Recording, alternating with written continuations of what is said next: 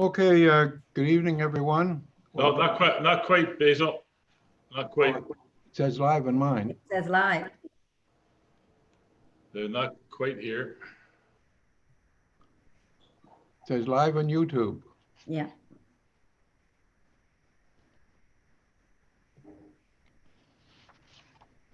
We're good to go. Okay, good evening, everyone. Welcome to this special council meeting, planning board and or council meeting. And we'll be turning it over to the chair of planning board there in a second. I'd like to welcome my fellow councillors. All councillors are present and their names are on the screen. We also have Linda Stevenson from Tech Services. We have our CAO, Rob Philpott, with us, and our in-house lawyer and deputy CAO, as well as chair of Human Resources, or Director of Human Resources, Gordon. So at this point, Councillor McFeely, we'll turn it over to you and you can move the process. Thank you, Your Worship. And tonight is the public meeting to discuss 565 Water Street, the zoning bylaw amendment. Just prior to getting into the background of that, Your Worship, I will read into the record the little preface here positioning the meeting. Tonight, the City of Summerside, City Council for the City of Summerside is hosting a public meeting pursuant to Section 5.10 of the City of Summerside zoning bylaw to address an application for amendment to our zoning bylaw. As you called the meeting to order, Your Worship, and we get started, some commentary on the process we are following tonight is warranted. Like everyone else in our community and indeed our entire province and nation, we have had to adapt to a new normal in light of the COVID-19 pandemic. City Council takes very seriously our obligation to provide good local governance, which includes balancing our obligations to ensure continuity of services with the need to protect public health and safety, while also facilitating public participation in matters of interest to community members. To that end, we have adopted our public meeting process this evening in a way that we are satisfied it complies with both the spirit and the letter of the law, which governs these proceedings in the usual course. Our goal is to ensure that everyone who wishes to view, participate, or comment on tonight's public meeting has the opportunity to do so, whether they have internet access or not, or whether they are comfortable leaving their homes or not. We believe that we have accomplished this by providing the following facilities. Council authorized electronic participation in tonight's public meeting pursuant to Section 10 of our procedure bylaw, adopted by resolution on August 20th, 2018. Tonight's public meeting is live streamed on YouTube, and the full video will be placed on the city's YouTube channel after tonight's meeting for later viewing. The city has made available video conferencing facilities in the boardroom on the third floor here at City Hall, and at credit union place to facilitate public viewing and speaking opportunities while respecting all social distancing related public health guidelines. Interested individuals have been invited to attend these facilities. There seems to be a bit of echo. There's some feedback in there.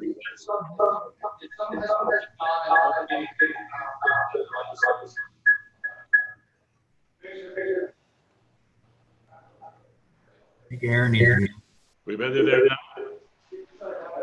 I'll continue then. Still some feedback there. Right? We have ensured that each facility is hosting fewer than 5 members of the public, and our facilities are large enough to ensure adequate social distancing. Individuals who wish to speak at tonight's meeting, whether via telephone, from their own homes, or at the facilities we have provided, were invited to arrange their participation with our development officer, Linda Stevenson.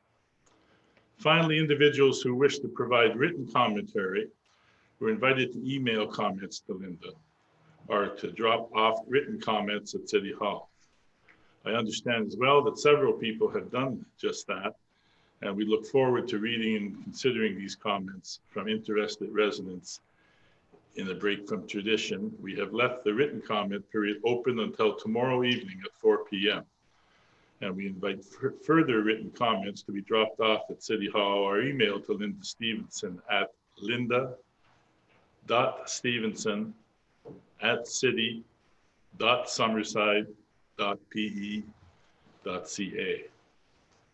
These procedures are as unprecedented as the public health crisis in which we find ourselves. We acknowledge that these procedures are not perfect, and we welcome feedback from residents. We believe that these procedures encompass all that can be done given current public health restrictions to ensure maximum public participation, by ensuring that everyone who wishes to watch this meeting can watch it, by ensuring that everyone who wishes to speak at this meeting will be heard, and by ensuring that everyone who wishes to provide written comments has a fulsome opportunity to do so. So with that, Your Worship, I'll move directly into the amendment. The background: the City of Summerside is initiating an application for a portion of PID number 68742 to amend the city zoning bylaw from medium density residential R3 zoning to high density residential R4 zone. The purpose of the zoning amendment is to allow an apartment building development. And the map is there showing the subject property, Your Worship. The application was advertised in the May 9th edition of The Guardian, and letters were mailed on May 7th to property owners within 60 meters or 200 feet of the subject properties. Medium density residential R3 zone, which is the current zone. The purpose of this zone is to provide for medium density housing in the form of single family, semi-detached, duplex dwellings, townhouses, row houses, or other compatible uses. Permitted uses subject to the bylaw requirements. In R3 zone, permitted uses include single family dwellings, duplex dwellings, assisted living, semi-detached dwellings, accessory buildings, manufactured homes, mobile homes lawfully existing prior to 1999. Discretionary uses subject to council approval in an R3 zone include child care facilities, medium, boarding house, social service agency, group home, nursing care facility, community care and nursing home, tourism establishment, tourist home and inn, townhouse, 8 units per building maximum, row house, 8 units building maximum, apartments, 4 units maximum. And there was an asterisk: tourism establishment would also require conditional use approval. Conditional uses in an R3 zone include home-based businesses, secondary suites, tourism establishments, B&B, and vacation rental property, subject to development officer approval. The high-density residential R4 zone, the proposed zoning, the purpose of this zone is to provide for high-density housing in the form of apartments, as well as housing in the form of single-family, semi-detached, duplex dwellings, row housing, townhouses, and other compatible uses.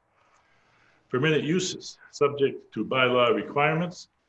R4 zone permitted uses include single-family dwellings, assisted living, row house, semi-detached dwelling, duplex dwelling, townhouse, apartment building, group home, nursing care facility, community care and nursing home, boarding house, child care facility, medium, social service agency, accessory buildings, and rooming houses.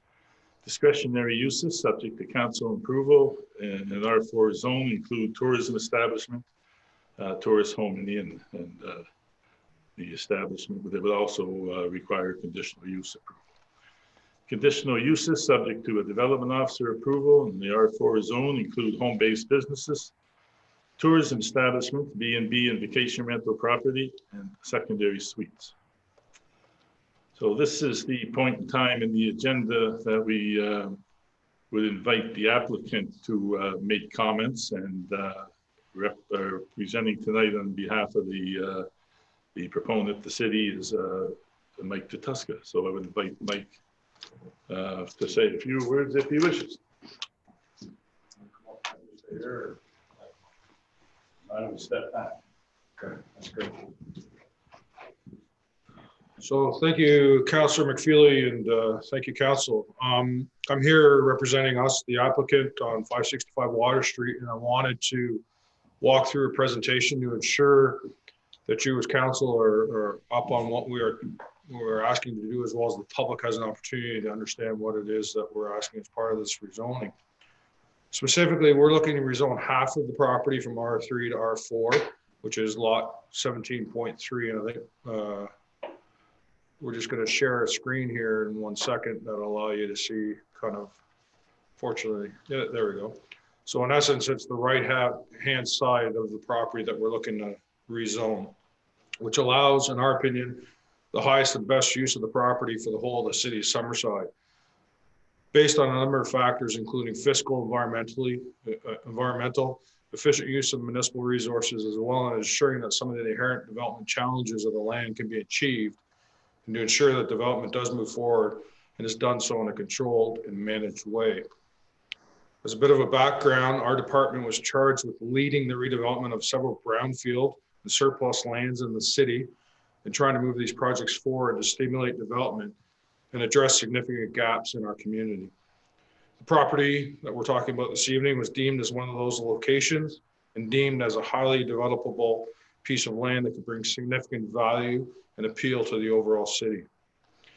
At some point, we realized that this property has to be developed, and our goal was to manage that development, maximize the opportunity of these lands, and provide the greatest benefit to our whole community.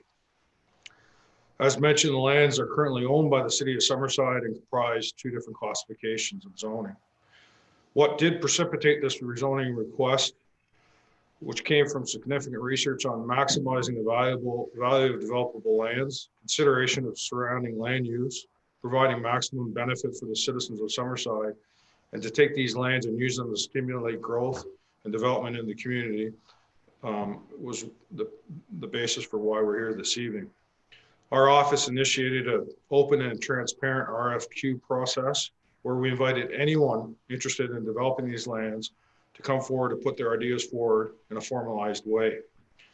We did receive 1 professional proposal from a developer, and part of that proposal included the need to rezone the land, something that we knew at the outset was necessary to maximize the value of the lands post-development for the city as discussed. So in summary, again, we're seeking to rezone lot 17-3 to R4. And the reason being, the lands would then become consistent from a zoning perspective. We would ensure that these lands reach the highest and best use of development standards, revenue, and from a planning perspective, and to ensure that they are developed and done so in a consistent and controlled manner. Brian, if you go to the next slide, please. So as a way of a background, the city of Summerside acquired these lands as part of the province's dissolving of SRDC in 2017. Since then, the land has remained vacant and has become a non-producing asset for the city of Summerside. We have currently experienced significant pressures on development from industrial, commercial, and residential needed in our community. Current estimates, based on some research that we have done and others, show that we're currently a shortfall of 500 units to satisfy current demand at today's count. And with a vacancy rate of 0.7%, sustainability and growth are not achievable if we don't start to move opportunities forward. In our interactions with our business clients, the lack of housing is now becoming an impediment to our ability to satisfy local domestic growth for business to grow, as well as shortages to satisfy future demand through initiatives like immigration. In March of this year, the office initiated a 2-stage process to seek development opportunity for these lands. Again, we did so to be as transparent, open, and fair, in giving all potential suitors of the land an equal and fair opportunity to present to the city what they envisioned for the lands if they wanted to develop them. And further, we precluded zoning as part of that process. Specifically, we initiated the RFP to achieve the following: shortlist qualified proponents for the development of this land, to attract a developer to take these lands and develop them, not propose something for speculative purposes, and to have proponents propose to the city what from a private sector perspective is possible on these lands and why. Our ultimate goal was to seek qualified and achievable proposals from the private sector on what they could do with these lands to help further address gaps in our local economy and specifically the residential challenge. So in essence, the basic difference between the two zones is noted on the slide above you're looking at. The current lands we're looking to address go from R3 to R4, will allow for multi-unit development, which I'll show renderings of shortly. Given the current zoning, it's our estimation that 42 individual row houses could be built on this property, but it's our feeling that this is not the best and highest use. So the main difference between the two proposals of zoning is basically 11 feet from a height perspective. On the slide, based on our research and through our public RFQ process, these are some of the areas that we sought in terms of trying to move the rezoning forward. Obviously, we'd be striving for the best and highest use within the city. The land, from a development perspective, has significant challenges from soils and other issues. We currently need density to satisfy the demand that we're seeing. We have to start to avoid urban sprawl just for the sake of development. We know that 200 multi-unit versus 200 single-family home means about less than 3 kilometers of roads with impacts on our city's infrastructure. So having a higher density allows us to maximize our infrastructure that we provide to our citizens. Multi-unit provides greater housing options for a wider range of people than traditional home ownership, usually much more affordable. PI has the smallest percentage of multi-housing units in Canada, roughly 17%, as compared to 33% as a Canadian average. And higher density supports a whole urban planning, including walkability, open space. Cluster developments like this make transportation and active transportation much easier. And taxes from higher density developments provide funding for much needed municipal services like parks, transit, and recreation. Based again on the research and studies, and a number of studies have been done downtown, concentrated development is less burdensome to the overall tax base of Summerside. It requires less roads, utilities, and overall longer-term maintenance than other less dense developments. Concentrated development provides the highest rate of return for both the developer and the municipality on almost every level, including servicing, taxation, infrastructure, impact, transit, environment, and other options for all classes of our demographic, including affordability. I'll share with you some of the renderings as part of that process that we received from the RFQ.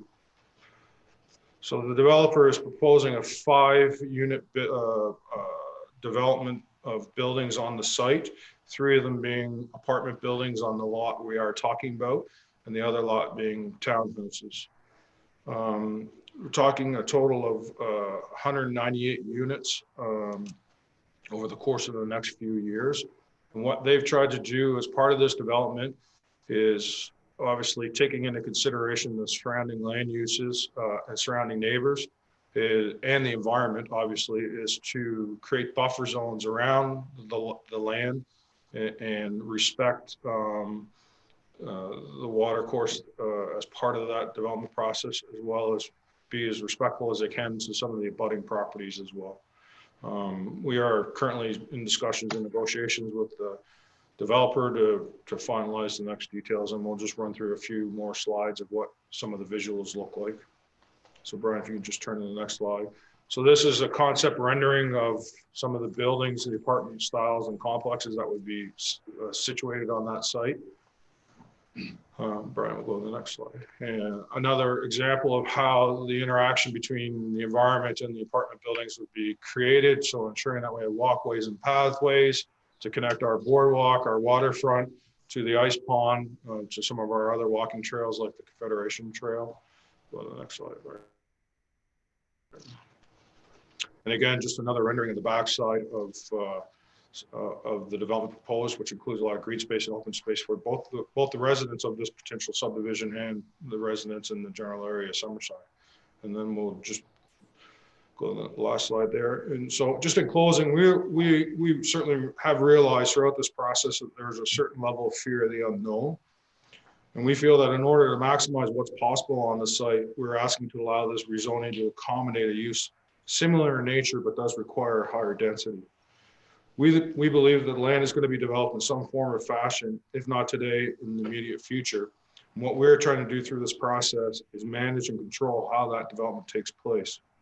We're trying to maximize the benefit for the whole community while knowing it may have a potential adverse impact on some, but we believe that the impact can be managed.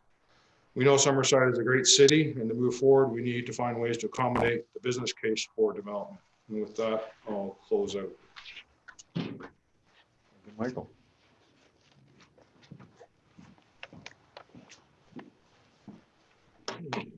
Thank you, Director Mike. So with the meeting's indulgence, move into the next section with the public input, and then we'll open the floor for discussions or for questions. So the next part of the agenda is that the public is invited to make comments. Public were, as I said at the onset, were asked to register if they had comments to make.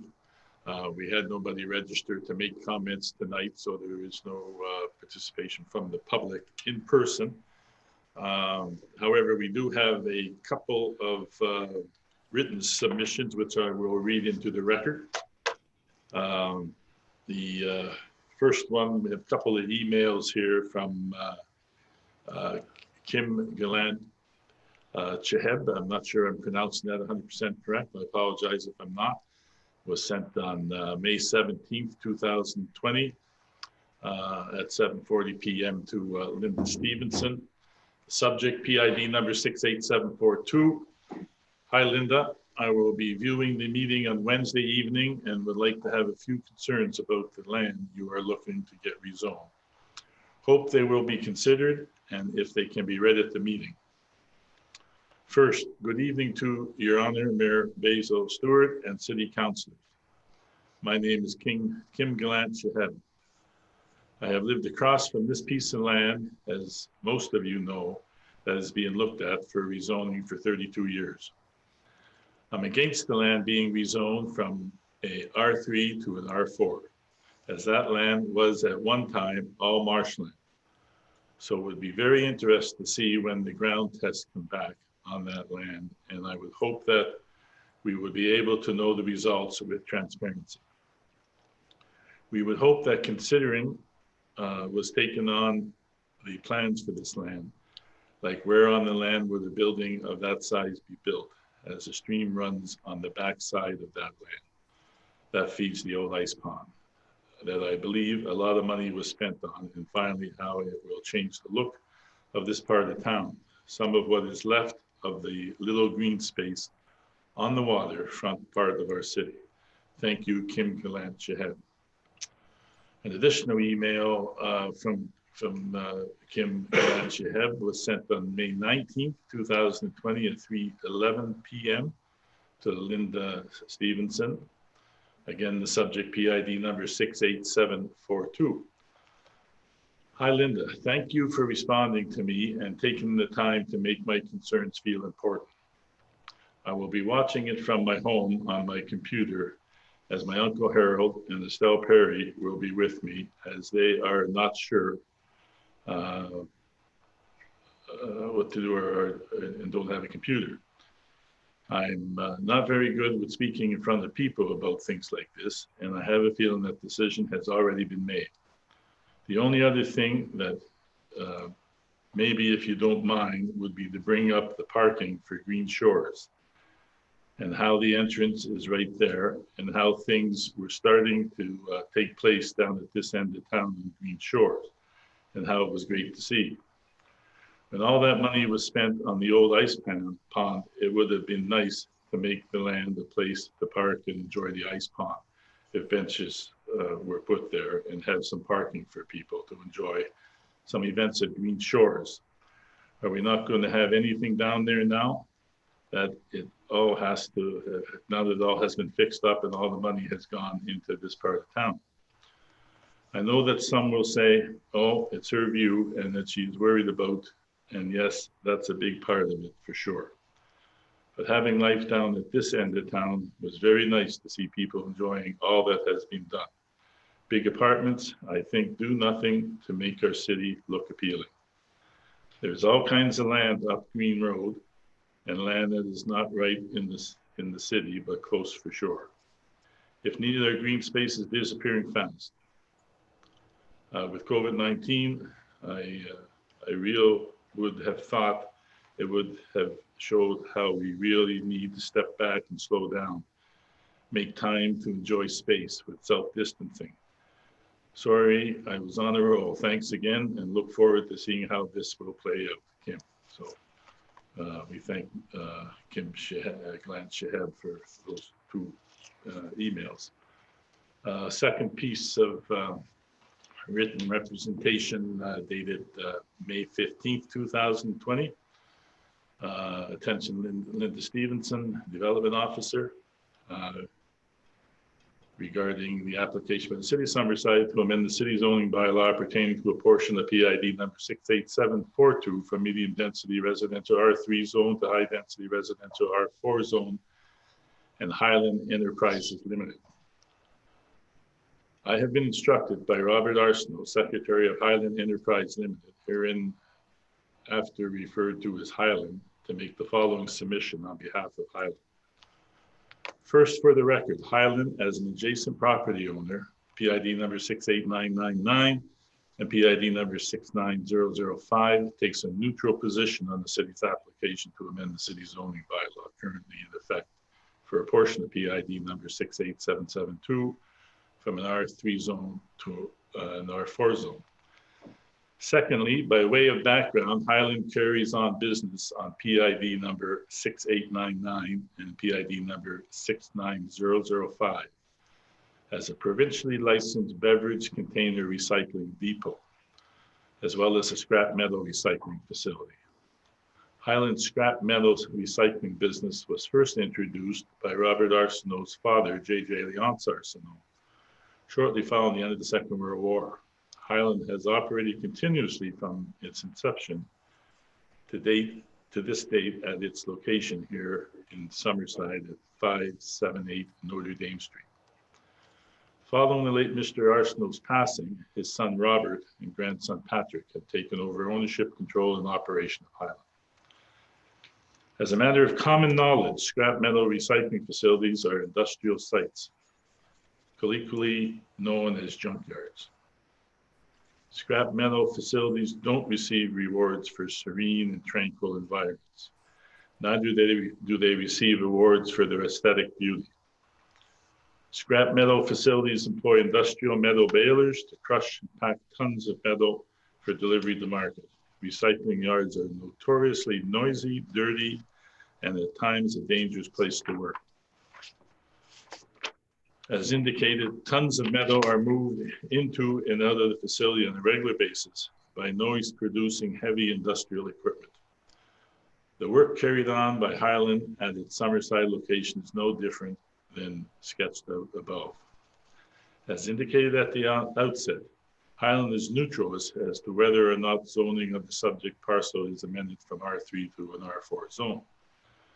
Notwithstanding the foregoing, Mr. Arsenault, on behalf of Highland, wants the record to reflect that regardless of the zoning applicable to the subject parcel, Highland has operated as a successful family-owned business at 578 Notre Dame Street for in excess of 70 years. And given humanity's ability to generate recyclable waste, Highland will continue to operate as a scrap metal recycling facility well into the foreseeable future. We trust that any decision to develop a high-density residential housing unit next to a fully operational scrap metal recycling facility will have been thoroughly vetted by the potential developer, especially in terms of constructing to mitigate noise, maximize visually appealing sight lines, and alternatively minimize some less appealing sight lines. Mr. Arsenault, on behalf of Highland, once again for the record, strongly urges the city planners to inform any potential developer of the historical prominence of Highland as a functional industrial operation and the obvious negative impact that such a facility may have on the residential housing unit constructed next door. Respectfully submitted on behalf of Patrick Arsenault, Robert Arsenault, and Highland Enterprise Limited. Yours truly, David R. Hammond. So, those are the two, or I guess 3 pieces of correspondence that were received and have now been read into the record. So with that, I would open the floor to any questions from council of Director Mike Tuska. Councillor McDougall. Thank you, Councilman McFeely. I did get a call from Highland Bottle Exchange, Bob and Patrick, and went down to see them. And I asked them to put their thoughts in writing. And again, they stated they have a neutral position on it, but they wanted to make the developers aware that they're a scrapyard and they've been grandfathered in for many years. So I just wanted to make that again. But I also had another call from, I believe it's the Tides, and they're looking at, it wasn't the scrapyard they were looking at, it was the property beside Community Connections, between the Community Connections and the property that the city has that they're proposing to develop. And I noticed, Mike, that there was a couple of buildings in front of Community Connections. Is this in this proposal? Their thoughts were they should have, whether that's being developed or not, it needs to be cleaned up there. They understand the junkyard, Highland Bottle Exchange. It's zoned right, and they do what they do. But they're concerned with the condition of the vacant lands there. So, thank you, Councilor McDougall. So the vacant land to the east of Community Connections is slated for development with row housing based on the R4 zoning. So that is part of the phased development for this project. Okay, thank you. Any other questions, Council? Basil here. Your worship. Your worship. Just wondering, I believe Mike had mentioned in his report that 42 homes could be built there the way it's presently zoned. 42 apartments, 42. 42 row housing could potentially fit on that site currently if one was to move forward with that with a development. And that's all with a separate driveway. Correct. Okay, thank you. Deputy Mayor. Yes, I just want to note for the record that myself, as well as Councillor Barb Ramsey, we did meet personally at different times with Mr. Morris Casely and his wife Jessie, and they did have some questions, and I just wanted to bring them forward. They wondered about the testing on the land, if that was going to be done, because I believe there's something with the land quality, as well as they wondered if the development was going to, be very conscious of that water view. And I just wanted to make sure that that was on the record tonight, that we both did go personally to see them and talk with them and explain some of the things that came out tonight. Thank you, Your Worship. I don't have any comments. Yes, if I just make a quick comment there too. I did receive a call from him. He was wondering about the proposed development across the street. And just talked to him for a few minutes on the phone and advised that the discussion in the meeting was tonight.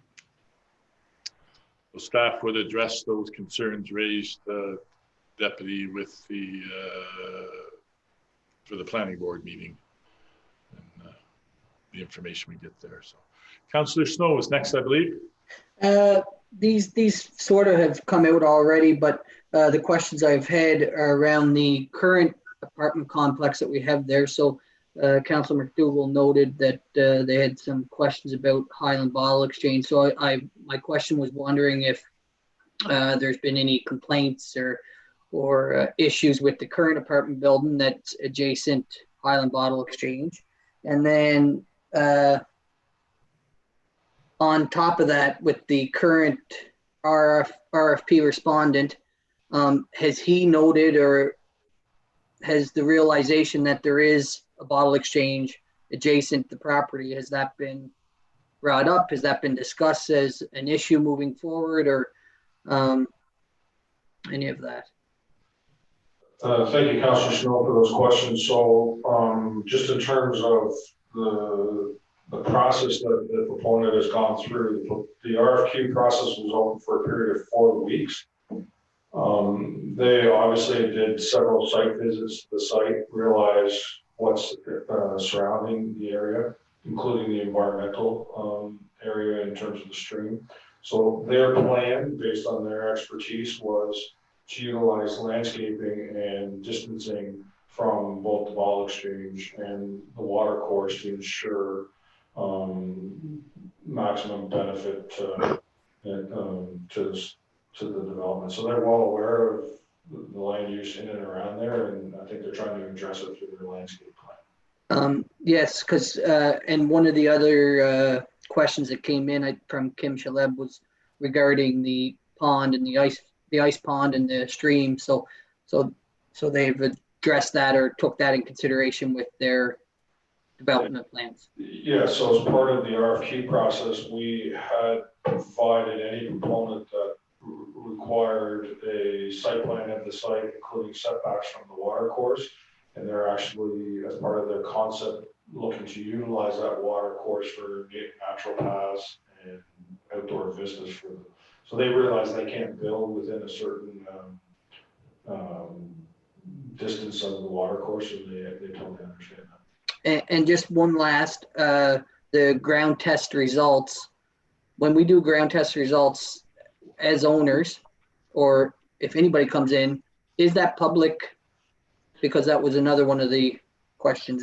Yes, so we are currently contracting funding engineering to do the soil sample testing, much like we did at the Eco Park. We will own those results. Those results will be available.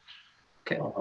Obviously, there's organic material that any developer will need to know moving forward with that property, how much soil is going to have to be removed to get to structural soil to construct. So we were anticipating doing it prior to the release of the RFQ, but felt it prudent that we would do it post RFQ.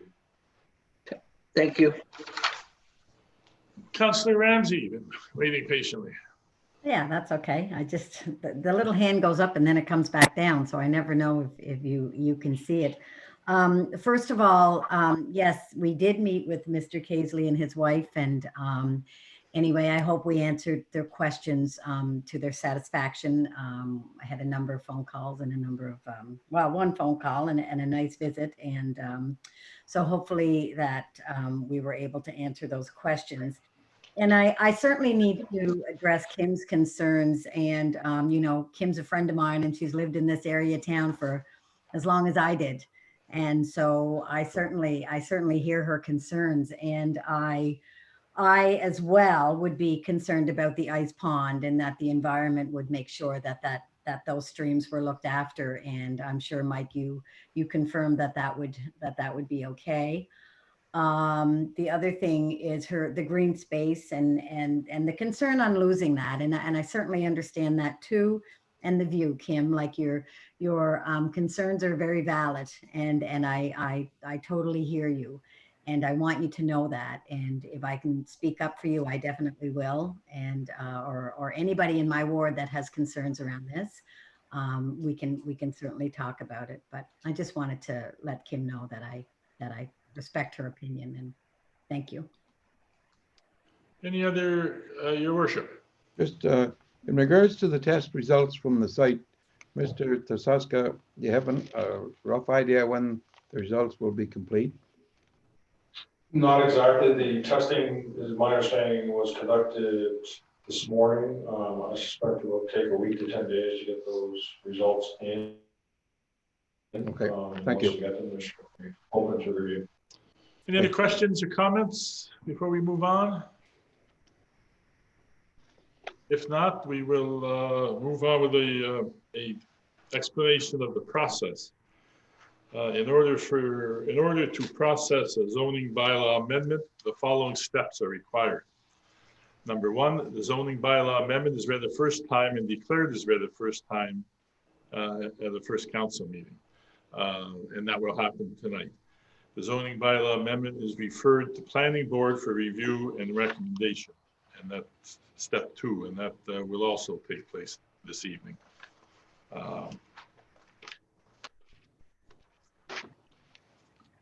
The planning board reviews the application and prepares a recommendation to council. That planning board meeting will take place on Tuesday, the 26th at 12 noon. And the recommendation will be prepared to council. I'm not sure when the council meeting will be. Thursday, May 28th. It's not confirmed yet, but we're looking at the 28th, so that will be confirmed, certainly prior to the planning board meeting. The zoning bylaw amendment is read a second time and declared as read at a second council meeting. And that's the one we were just referring to. 5, the zoning bylaw amendment is read to be adopted by council. The resolution will be either carried or defeated by vote of council. If the zoning bylaw amendment is adopted by council, it is sent to the Minister of Agriculture and Land for signature, and the amendment becomes official. So step 3 and 5 would take place at 3 to 5 would take place at council's second meeting, and as I said, we're tentatively looking at the 28th, the time still to be determined. Please note that in accordance with section 5.20 of the city zoning bylaw, any person who is dissatisfied by a decision of council in respect to the administration of this bylaw may appeal council's decision within 21 days to the Island Regulatory and Appeals Commission, IRAC. We have a couple of resolutions, Your Worship, to advance this. The first one is resolution COS 20-060. Moved by myself, Councilor McFeely. We'd be looking for a seconder for that motion. It's a council meeting, so all of council can move, seconded by Councilor McDougall. Whereas the city of Summerside has initiated an application for a zoning amendment for a portion of PID number 68742 from medium density residential R3 zone to high density residential R4 zone under the city of Summerside zoning bylaw. Be it resolved that zoning amendment 131 be hereby declared as read at first time. And Schedule B is attached, Your Worship, and I'll read that into the record. Zoning amendment 131, a bylaw to amend the city of Summerside zoning bylaw. The council of the city of Summerside, under authority vested in it by section 18 and 19 of the Planning Act, RSPEI 1988 TAP P-8, hereby enacts as follows. 1, the zoning for a portion of PID number 68742 shown on Schedule B of the City of Summerside zoning bylaw is designated as high density residential R4 zone, hereby excluding it from its former designation of medium density residential R3 zone. And the map showing the subject property is attached, Your Worship. Thank you. So it's been moved by Councilor McFeely and seconded by Councilor McDougall. Any questions on the resolution? All in favor, wave your hand. Raise your hand. Contrary, nay. Carried. And the second resolution, Your Worship, moved by myself, Councilor McFeely. It's resolution number COS 20-061, moved by myself, Councilor McFeely. We'll look for a seconder, second by Councilor Adams. Whereas the city of Summerside has initiated an application for a zoning amendment for a portion of PID number 68742 from medium density residential R3 zone to high density residential R4 zone under the city of Summerside zoning bylaw. And whereas zoning bylaw amendment 131, the bylaw to amend the city of Summerside zoning bylaw was read and declared as read the first time at this council meeting. Be it resolved that zoning bylaw amendment 131, a bylaw to amend the city of Summerside zoning bylaw, be hereby referred back to the planning board for review and recommendation. So it's moved by Councilor McFeely and seconded by Councilor Adams. Any questions on the resolution? All in favor, raise your hand. Comment, Your Worship, actually. Sorry? I just wanted for the record to say that I voted in favor of that last, of that resolution. Who's speaking? I didn't. Councilor Durand. Oh, okay, sorry. Yeah, it was unanimous, the last one. Thank you. And this one, did we vote on this one? All in favor, raise your hand again. I know you can't raise yours, Councilor Durand, but I guess it probably. I have it up right now. Okay. The left one or the right one? Oh, it doesn't matter. Motion carried. That concludes that part of the meeting, Your Worship. Thank you, Councillor McFeely and all members of council and city staff. And I guess we're ready for a motion to adjourn. Moved by Councillor Adams and seconded by Councillor McDougall. All in favor? Thank you very much and have a good rest of the day.